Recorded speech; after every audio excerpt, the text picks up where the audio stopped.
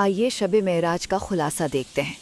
ذرا سوچیں ایک ایسے سفر کے بارے میں جو آپ جانتے ہیں وقت اور جگہ کی قید سے بالکل آزاد ہو۔ بس یہی تو ہے شب معراج کا معجزہ۔ یہ وہ رات تھی جب اللہ تعالیٰ نے پیغمبر محمد صلی اللہ علیہ وسلم کو مکہ سے یروشلم اور پھر وہاں سے آسمانوں کے اوپر بلا لیا۔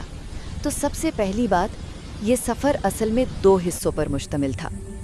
ایک تھا اسرا، یعنی مکہ سے یروشلم کا زمینی سفر، اور یہ سفر براق نامی ایک آسمانی سواری پر ہوا۔ وہاں پہنچ کر آپ صلی اللہ علیہ وسلم نے پچھلے تمام نبیوں کی نماز میں امامت کی۔ یہ ایک طرح سے اس بات کا اعلان تھا کہ اب نبوت کی ذمہ داری آپ صلی اللہ علیہ وسلم کے پاس ہے۔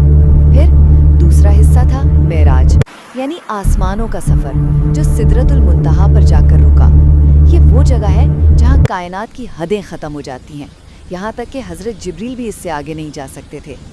دوسری اہم بات ہے وہ تحفہ جو اس سفر میں امت کو ملا، اور وہ کیا تھا؟ وہ تھی نماز۔ آپ کو پتہ ہے شروع میں 50 نمازوں کا حکم ہوا تھا، لیکن پھر حضرت موسیٰ کے مشورے پر بار بار درخواست کرنے پر اللہ نے اپنی رحمت سے انہیں 5 کر دیا۔ لیکن مزے کی بات یہ ہے کہ ثواب 50 کا ہی رکھا۔ اس سے نماز کی اہمیت کا اندازہ ہوتا ہے۔ اور آخر میں تیسری بات، جب آپ صلی اللہ علیہ وسلم واپس آئے نا، تو یہ پورا واقعہ ایمان کا ایک بہت بڑا امتحان بن گیا۔ مکہ کے لوگوں نے تو مذاق اڑایا، بولے یہ ہو ہی نہیں سکتا، لیکن حضرت ابو بکر رضی اللہ، انہوں نے ایک لمحہ بھی نہیں سوچا اور فوراً تصدیق کی۔ کہا اگر محمد صلی اللہ علیہ وسلم نے کہا ہے تو یہ سچ ہے۔